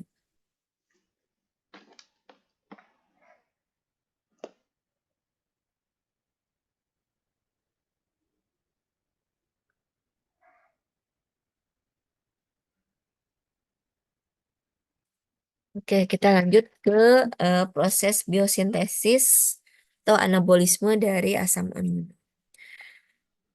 Nah, kita tadi sudah bicara ya asam amino itu kalau sebagai eh, monomer dari protein itu kan ada 20 jenis ya. Nah, 20 jenis itu sendiri dibagi lagi kan, ada yang asam amino non esensial dan ada asam amino yang esensial ya. Jadi kalau yang asam amino non esensial itu ya merupakan asam amino eh, yang yang bisa disintesis oleh tubuh gitu ya. Jadi kita bisa mensintesis sendiri di dalam tubuh tanpa perlu kita konsumsi dari makanan gitu ya. Itu adalah asam amino non esensial gitu ya. Sedangkan asam amino yang esensial adalah asam amino yang kita manusia ya itu tidak bisa mensintesis sendiri gitu ya di dalam tubuh, tapi harus eh, didapat dari makanan yang kita makan gitu ya. Nah, itu yang asam amino yang esensial. Nah, untuk asam amino yang esensial ini ada arginin, histidin, isoleusin, leusin, lisin, metionin, penilalanin, treonin, triptopan, dan valin. Sedangkan yang non-esensial itu ada alanin, asparagin, aspartat, sistein, dan seterusnya ya sampai tirosin gitu ya.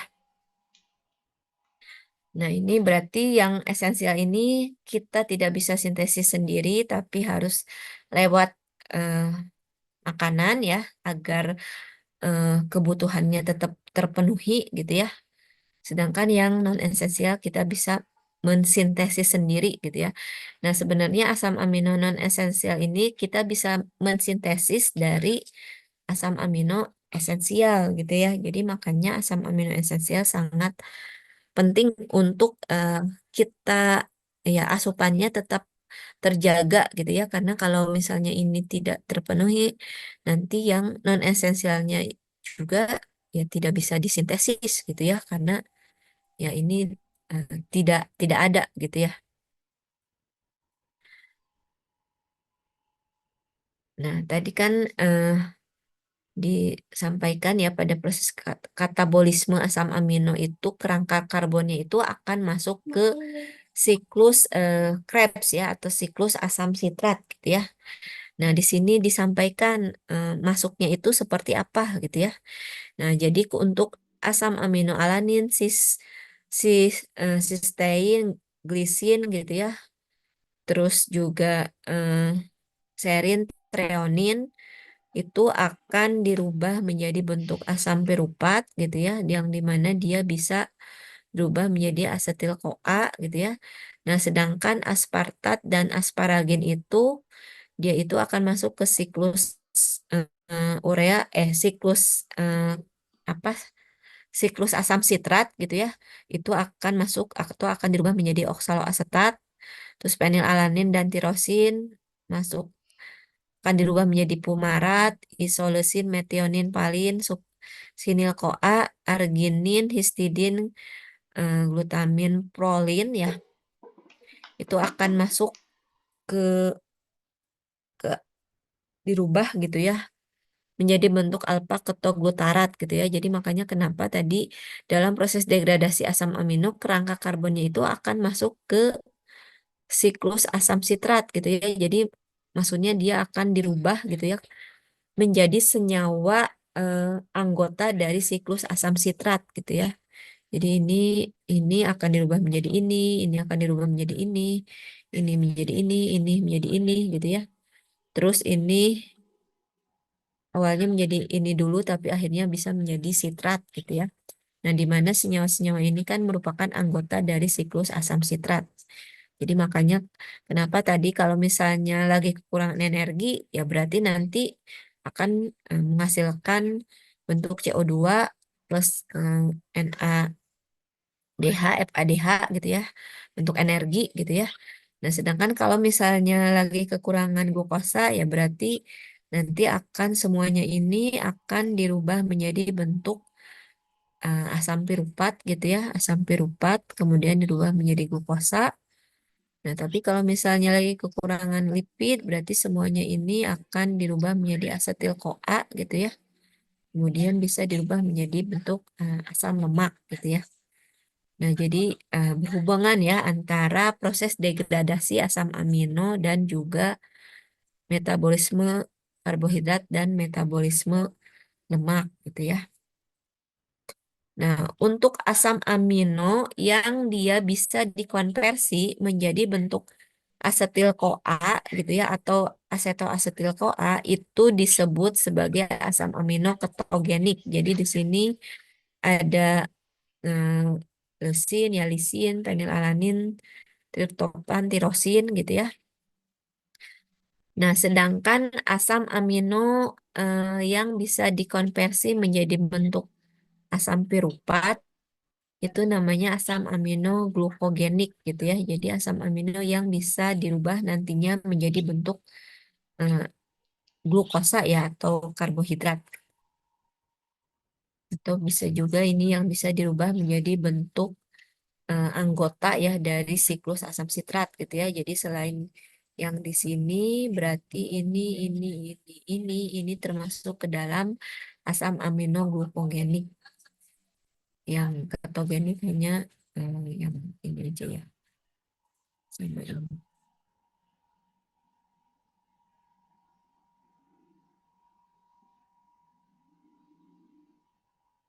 Nah, ada juga yang asam amino yang termasuk ke dalam glukogenik dan juga ketogenik, yaitu ada isoleusin, fenilalanin, lisin, triptofan, dan tirosin. Jadi artinya dia bisa digunakan sebagai pembentuk asam lemak gitu ya. Bisa juga digunakan sebagai pembentuk glukosa.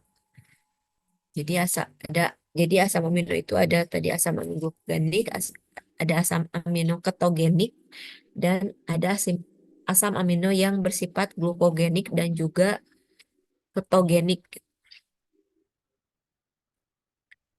Jadi kalau di sini asam amino berdasarkan kerangka karbonnya itu yang termasuk glukogenik itu ada 13 asam amino, yang termasuk ketogenik itu ada satu asam amino ya, dan asam amino yang bersifat keduanya gitu ya, itu ada eh, 5 asam amino.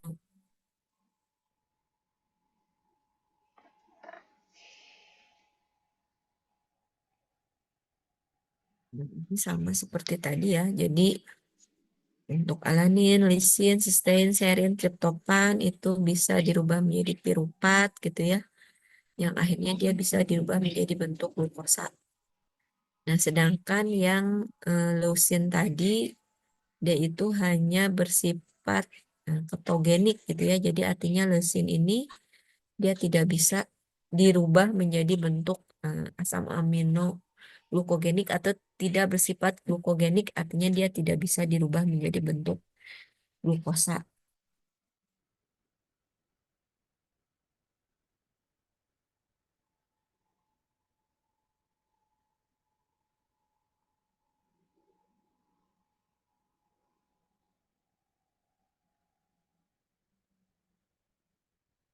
Nah, kemudian asam amino juga ada yang dikenal dengan istilah branched chain amino acid ya, yaitu ada 3, yaitu leusin, valin, dan isoleusin.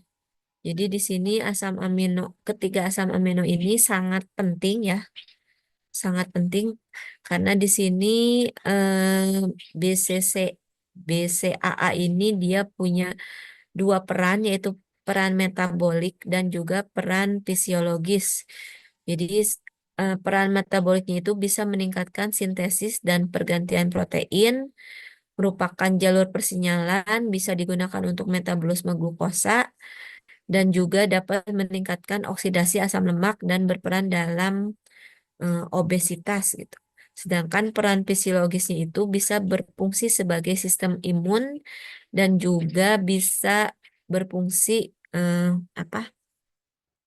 Punya fungsi atau peran fisiologis di otak ya. Dia sebagai untuk sintesis neurotransmitter dan produksi energi. Jadi 3 asam amino ini menjadi sangat penting ya. Jadi kita harus perhatikan juga apa kecukupan dari ketiga asam amino ini, yaitu leusin, valin, dan isoleusin. Nah, kita harus ingat bahwa ketiga senyawa ini itu valin, leusin, dan isoleusin itu adalah senyawa yang esensial gitu ya. Jadi artinya senyawa asam amino yang kita tidak bisa kita sintesis sendiri di dalam tubuh gitu ya. Tapi kita dapat dari luar gitu ya. Padahal kebutuhannya itu tadi sangat penting ya. Ini sangat berperan penting dalam tubuh gitu ya. Jadi makanya eh, ya harus kita perhatikan kecukupannya. Kita harus yakin gitu ya kalau eh, kita sudah memenuhi ketiga asam amino ini gitu ya. Karena kalau misalnya kita kekurangan asupan asam amino ini, maka juga akan berpengaruh ya terhadap eh, apa ini terutama fungsi otak gitu ya dan juga sistem imun gitu ya. Jadi makanya kalian harus yakin ya kalian sudah mengkonsumsi ketiga jenis asam amino ini gitu ya. Nah, untuk proses biosintesisnya sebenarnya ini ada hubungannya juga tadi dengan siklus asam sitrat gitu ya. Karena terutama ini untuk biosintesis asam amino non esensial ya. Kalau yang esensial kan kita tidak bisa mensintesis ya. Itu disintesisnya di tumbuhan atau di hewan gitu, atau di mikroba gitu ya. Nah, kalau untuk biosintesis asam amino yang non esensial itu ada kaitannya dengan siklus asam sitrat gitu ya. Jadi karena dari situlah si asam amino non esensial ini bisa di eh, dibentuk ya atau disintesis gitu ya. Terutama misalnya di sini asam aspartat, asparagin, arginin, asam glutamat, glutamin dan juga prolin.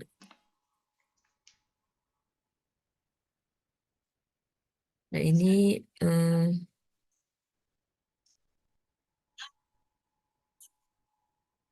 beberapa ini ya fungsi dari asam amino esensial. Nah, untuk proses atau biosintesis asam amino non esensialnya yang pertama itu ada proses biosintesis glutamat dan asam aspartat. Ya, asam glutamat dan aspartat ya. Nah, jadi asam glutamat dan aspartat ini bisa kita sintesis dari asam alfa ketoglutarat gitu ya dengan reaksi transaminasi sederhana. Jadi di sini asam ketoglutarat itu bereaksi dengan amonia gitu ya. Dengan amonia dengan bantuan enzim glutamat dehidrogenase maka akan dihasilkan asam glutamat gitu ya. Nah, ini asam alfa ketoglutarat ini kan tadi merupakan ini apa? Senyawa dari anggota ya siklus asam sitrat gitu ya. Jadi asam ketoglutarat yang dihasilkan dari siklus asam sitrat ketika dia bertemu gitu ya atau bereaksi dengan amonia maka dihasilkanlah glutamat dengan bantuan enzim glutamat dehidrogenase gitu ya. Terbentuklah glutamat. Sedangkan kalau untuk asam aspartat itu bisa dihasilkan dari eh, as, asparagin ya. Dengan bantuan asparaginase gitu ya, maka akan terbentuk aspartat gitu ya. Dan kemudian kalau untuk alanin di sini kalau untuk alanin itu bisa dihasilkan dari proses pembentukan piruvat yang bereaksi dengan asam glutamat. Tadi kan sebenarnya yang pentingnya itu asam glutamat dulu ya. Asam glutamat dihasilkan dari alfa ketoglutarat dengan amonia gitu ya. Jadi amonia yang belum gitu ya dikeluarkan atau belum dirubah menjadi bentuk urea, maka amonia itu akan bereaksi dengan eh, asam alfa ketoglutarat untuk menghasilkan glutamat gitu ya. Nah, kemudian glutamat bisa digunakan lagi gitu ya untuk menghasilkan asam amino berikutnya. Misalnya ini alanin gitu ya. Jadi glutamat akan bereaksi dengan asam piruvat, maka akan menghasilkan alfa ketoglutarat dan juga alanin ya. Nah, kemudian kalau untuk biosintesis sistein, nah, sistein ini bisa dihasilkan dari metionin. Nah, metionin itu sendiri kan merupakan asam amino esensial gitu ya. Jadi artinya asam amino yang dikonsumsi dari luar gitu ya, dari makanan gitu ya. Jadi kalau misalnya kebutuhan metionin kita tidak terpenuhi, otomatis kita tubuh juga tidak bisa mensintesis sistein gitu ya. Jadi makanya metionin harus dipenuhi dari makanan ya, dari makanan dari luar gitu ya, agar tubuh bisa mensintesis sistein gitu ya. Nah, untuk proses pembentukannya itu tidak langsung menjadi sistein, tapi metionin itu akan dirubah dulu menjadi SAM ya, atau S-adenosilmetionin gitu ya, dengan bantuan metionin adenosil transferase. Baru kemudian SAM tersebut akan eh, apa? SAM ini kemudian akan dirubah menjadi bentuk homosistein ya, dan juga serin. Nah, baru setelah itu homosistein eh, ini akan ya, bereaksi dengan serin ya, akan membentuk cis cistationin ya. Nanti eh, cistationin ini akan menghasilkan sistein dan alpha ketobutirat ya. Jadi makanya di sini metionin ini penting sebagai prekursor ya dalam pembentukan sistein gitu ya.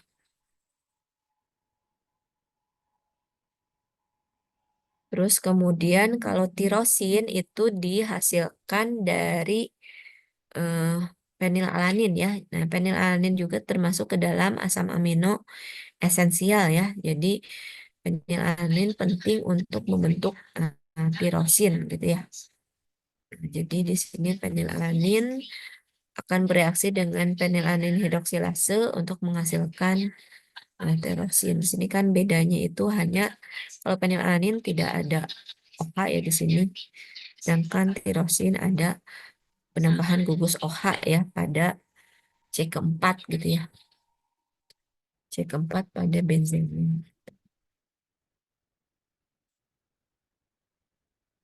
Nah, kalau prolin dan juga arginin ini bisa dibentuk dari asam glutamat. Tadi ya, asam glutamat dengan bantuan ini kinase ya, dan ada ATP gitu ya, menghasilkan L-gamma glutamil fosfatase dan akhirnya terbentuklah prolin.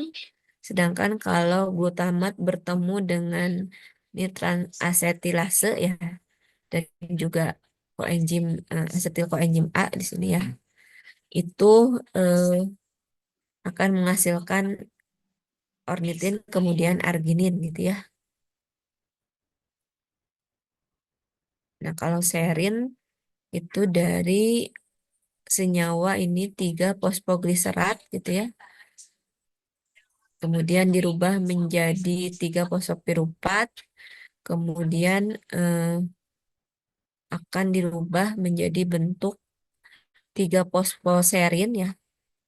Dan akhirnya membentuk serin. Sedangkan kalau glisin ini berasal dari ini apa? Dari seri. Kalau glisin ini berasal dari serin ya, dengan proses ini transfer gugus hidroksil metil gitu ya, terbentuklah glisin dengan bantuan asam folat ya sebagai kofaktor atau koenzimnya. Nah, di sini serin ya, serin dari gliseraldehid 3 fosfat gitu ya, atau gliserat 3 fosfat membentuk 3 fosfohidroksipiruvat, terus 3 fosfoserin dan akhirnya menjadi serin. Terus serin ini kemudian bisa juga dirubah lebih lanjut menjadi bentuk glisin dengan bantuan asam folat ya, atau tetrahidrofolat.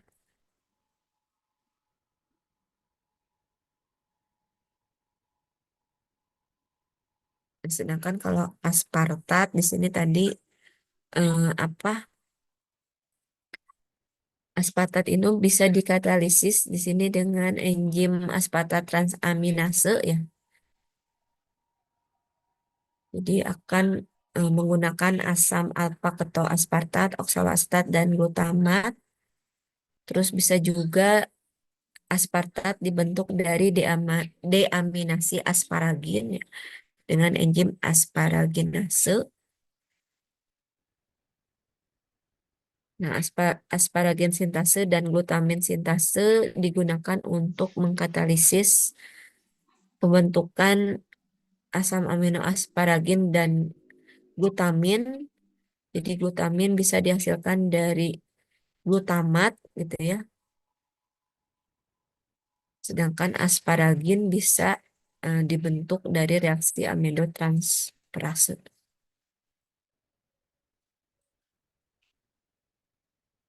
Nah, kemudian di sini selanjutnya terkait penyakit-penyakit ya yang berhubungan dengan metabolisme protein dan juga metabolisme asam amino. Jadi ini beberapa eh, apa, penyakit ya yang berhubungan gitu ya dengan metabolisme protein dan asam amino. Misalnya di sini tadi yang hubungannya dengan sintesis urea ya atau siklus urea gitu ya. Misalnya tadi argininemia ini kekurangan enzim arginase yang menyebabkan di sini gangguan mental ya dan lain sebagainya. Nah, di sini juga kalau misalnya eh, defisiensi tadi karbonmonofosfat ya pada pembentukan urea gitu ya. Nah, ini menyebabkan kematian gitu ya. Jadi banyak ya banyak penyakit gitu ya atau gangguan-gangguan yang bisa terjadi ketika terjadi kekurangan ya terutama kekurangan enzim tertentu yang berperan dalam proses metabolisme asam amino atau protein gitu. Nah, utamanya tapi kalau misalnya gangguan pada metabolisme protein itu hubungannya sama ini gangguan ini ya, gangguan mental gitu ya. Ya karena protein itu kan berhubungan sama pertumbuhan ya, pertumbuhan gitu ya. Jadi kalau misalnya terjadi eh, ya gangguan gitu ya pada proses metabolisme protein dan asam aminonya, berarti mungkin jadi selnya itu tidak terbentuk dengan normal gitu ya. Ya, maka akan terjadi gangguan pertumbuhan dan gangguan mental gitu.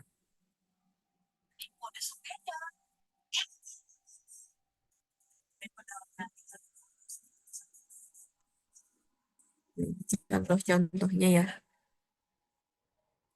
ya albino gitu ya, terus ada ini maple sirup disease urin ya. Jadi urinnya itu tidak normal ya ininya apa warnanya gitu. Terus ini alkaptonuria, terus juga ada di sini kalau kalau ini kalau tadi kan gangguan ya gangguan yang terjadi pada proses metabolisme protein dan asam amino. Nah, kalau terjadi defisiensi atau kekurangan asam amino, misalnya tadi kekurangan dalam asupan makanan gitu ya, maka terjadi defisiensi asam amino. Contoh penyakitnya itu karena terjadi defisiensi asam amino di sini ada Scurvy, marasmus gitu ya, Menkes syndrome, ada kwashiorkor ya. Nah, ini beberapa penyakit yang disebabkan karena kekurangan asupan asam amino.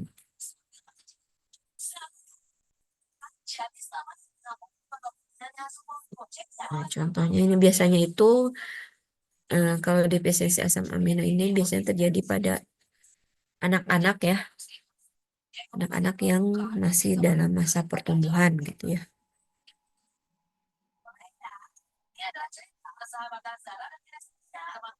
Nah, ini Scarpi atau sariawan juga ya. Itu salah satunya indikasi ya terjadi kekurangan asam amino juga.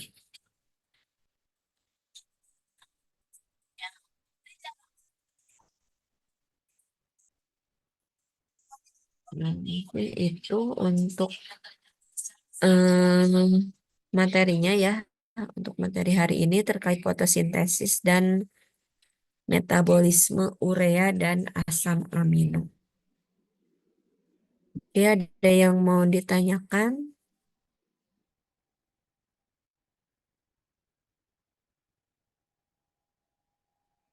Kalau untuk anak ekstensi hari ini terakhir ya, tapi kalau untuk reguler kita masih ketemu lagi di hari Rabu besok ya, sebelum hmm, ya pertemuan terakhir ya di hari Rabu gitu ya. Jadi kalau ada yang mau didiskusikan lebih lanjut mungkin bisa di hari Rabu untuk anak reguler, tapi untuk yang ekstensi eh, ya malam ini pertemuan terakhir. Jadi kalau ada yang mau ditanyakan, mangga silahkan sekarang ya, karena kita sudah tidak bertemu lagi gitu di pertemuan berikut.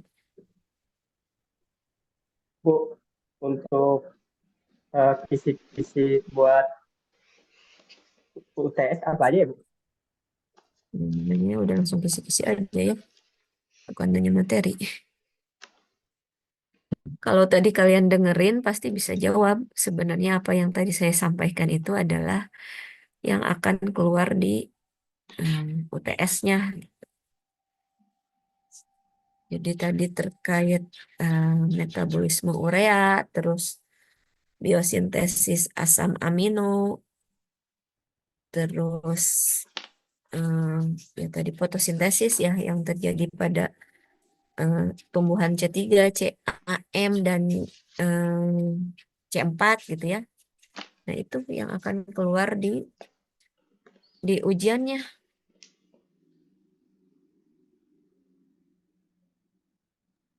Kalau yang materi,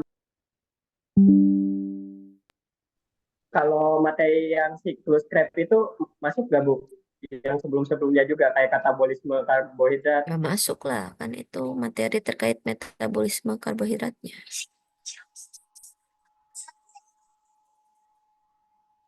Terkait Untuk ujiannya, katabolismenya.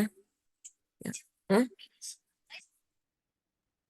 untuk ujiannya open book apa closed book, Bu? Close book. Kan kalian nanya kisi-kisi, jadi close book. Kalau nggak nanya kisi-kisi, open book. Karena nanya kisi-kisi, jadi close book. Udah tahu kan tadi harus belajar apa? Jadi ya tinggal dipelajari aja itu. Biosintesis Baik, protein, Bu. Terima biosintesis kasih. asam amino, terus katabolisme asam amino, terutama siklus urea ya, terus fotosintesis C3, C4, CAM, terus eh, katabolisme glukosa ya, katabolisme glukosa, ya udah itu aja sih.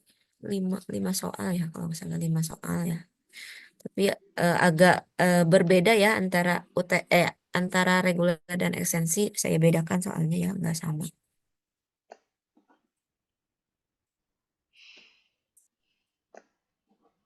Tuh, jadi kalau untuk ekstensi itu tadi hmm, ya tadi ya udah ya. Jadi biosintesis asam amino, katabolisme atau siklus urea, terus eh, respirasi respirasi aerob ya, respirasi aerob dan tadi katabolisme glukosa.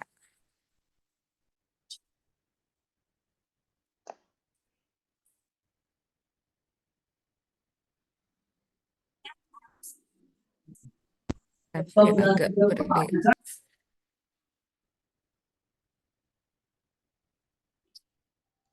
Yang waktu itu saya sudah sampaikan kan terkait eh, perhitungan perhitungan kalori ya, perhitungan kalori respirasi seluler. Nah, itu kalian pelajari juga berapa kalori yang dihasilkan gitu ya. Kalau kalian misalnya mengkonsumsi karbohidrat sekian gram gitu ya. Nah, itu berapa kalori yang dihasilkan, berarti jumlah kalori yang dihasilkannya gitu ya, berapa kalori, jangan cuma jumlah ATP-nya doang, tapi mm, dikonversi ke jumlah kalori yang dihasilkannya. Nah, waktu itu kayaknya sudah saya sampaikan. Nah, jangan lupa juga kan waktu itu ada ini ya, ada tugasnya ya yang belum dikumpulkan. Nah, itu dikumpulkan pada saat ujian ya. Jadi itu dibawa pada saat ujian terus dikumpulkan bareng dengan lembar lembar jawaban kalian gitu.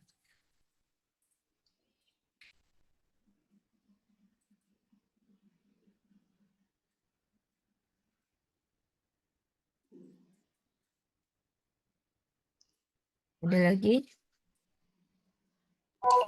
Bu, berarti untuk tugas yang Ibu maksud kumpulkan saat ujian itu yang metabolisme, hubungan metabolisme karbohidrat itu ya, Bu?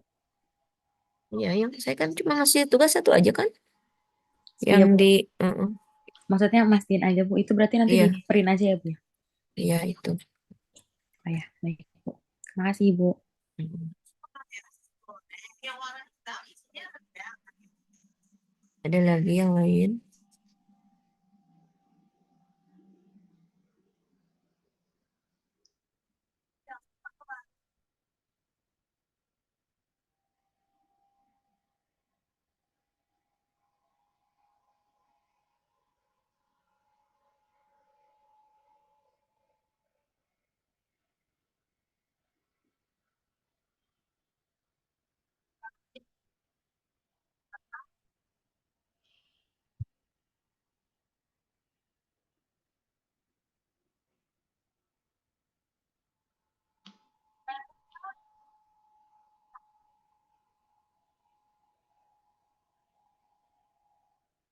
Ada yang lain?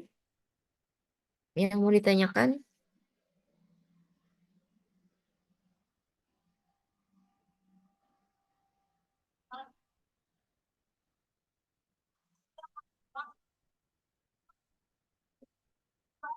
Nggak ada.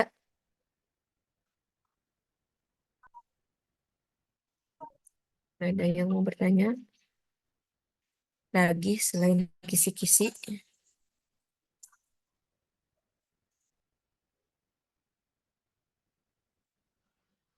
Hmm?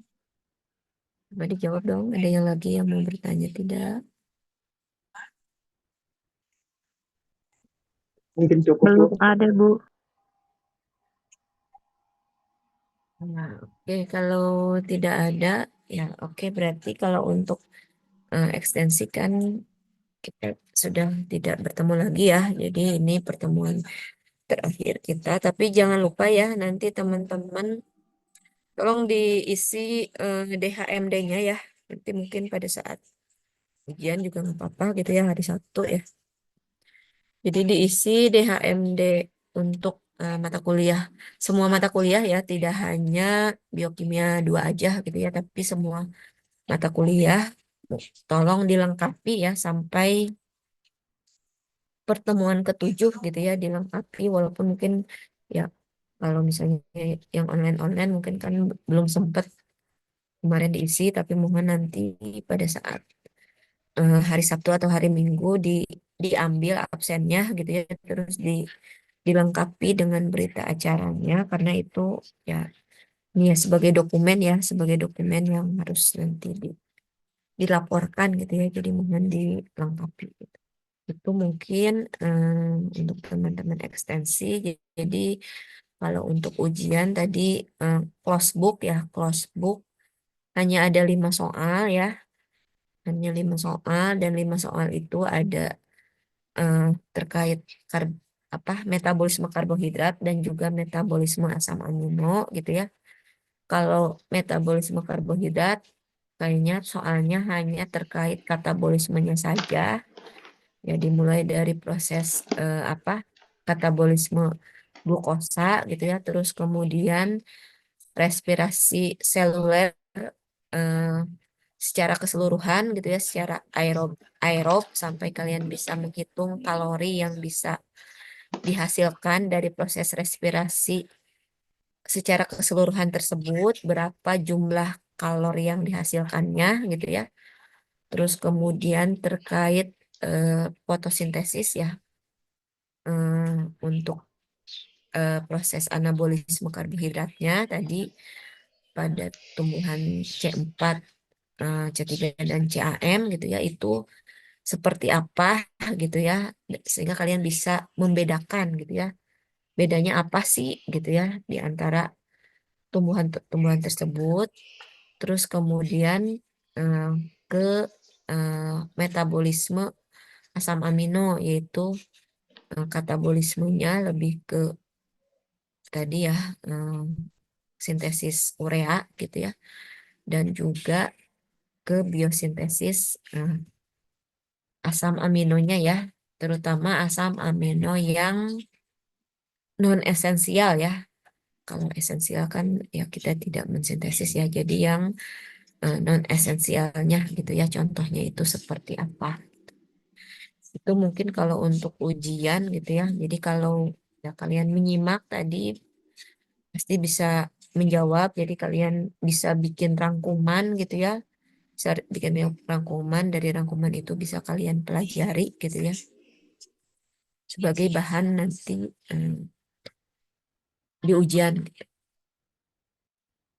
Nah itu. Tapi kalau untuk reguler ya nanti kalau ada pertanyaan lebih lanjut kita bisa diskusi di hari Rabu ya, di pertemuan terakhir gitu ya. Ya, oke, mungkin itu kalau tidak ada yang ditanyakan lagi. Ya, sebelumnya mungkin saya mohon maaf ya, karena beberapa minggu kemarin eh, tidak sempat untuk ini ya, apa mengajar gitu ya, karena ada beberapa kegiatan di luar kampus gitu ya. Jadi eh, ya tidak memungkinkan untuk ya mengajar ya, baik itu secara online maupun offline, sehingga akhirnya di eh, reschedule di hari ini. Mohon maaf gitu ya, ini di luar jadwal kalian gitu ya, tapi terima kasih untuk yang join sampai akhir ya, kalian menyempatkan waktu, mungkin terutama untuk yang anak ekstensi di sela-sela pekerjaan ya, pulang kerja gitu ya, dan lain sebagainya. Terima kasih dan saya mohon maaf ya karena ya di luar jadwal. Mungkin itu saja dari saya. Terima kasih semuanya. Saya akhiri pertemuan ini. Wabillahi taufiq wal hidayah. Wassalamualaikum warahmatullahi wabarakatuh. Waalaikumsalam. Terima kasih, Bu. Waalaikumsalam warahmatullahi wabarakatuh. Terima Terima kasih semuanya. Recording stopped.